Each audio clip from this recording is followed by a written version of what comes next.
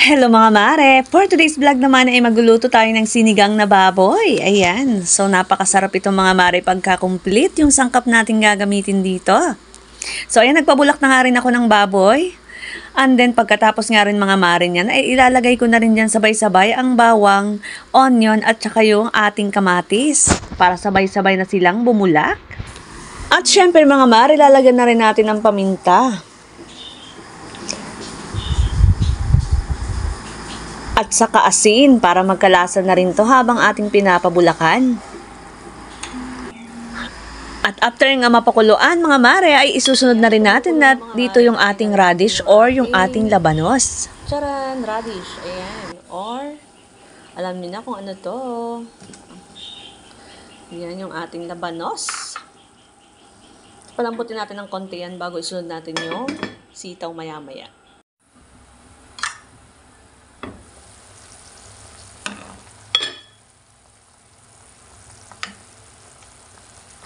At chiniko na nga rin mga mare kung luto na ang ating labanos para maisunod na rin natin yung ating sitaw. At dahil malambot na nga ang ating labanos mga mare ay isusunod na rin natin ngayon ang ating sitaw. Lagay na natin mga mare yung ating sitaw kasi malambot na yung labanos. Ayan, then takpan lang natin.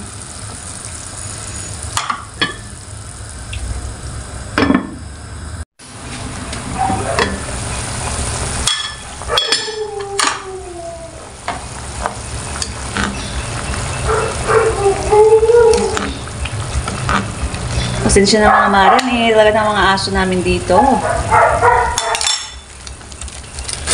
Ayan, lagay na rin natin ang ating sinigang mix.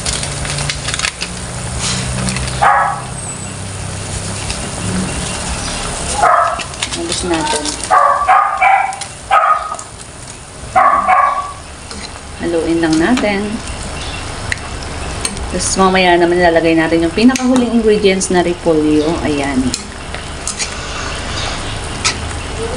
Asin, paminta at bitchin lang mga mare at saka sinigang mix lang yung ating pampalasa dito kasi hindi ako gumagamit ng nor cubes, hindi rin ako gumagamit mga mare ng patis. Ayan. Kuluan lang natin to.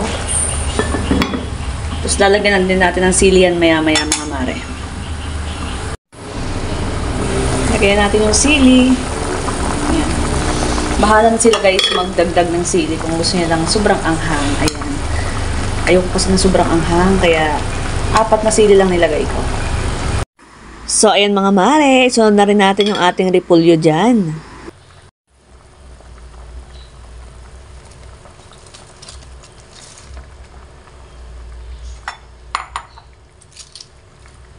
And then mga mare, tatakpan lang natin to at medyo pakuluan lang natin ng konti. And then that's it na mga mare, pwede nating iserve.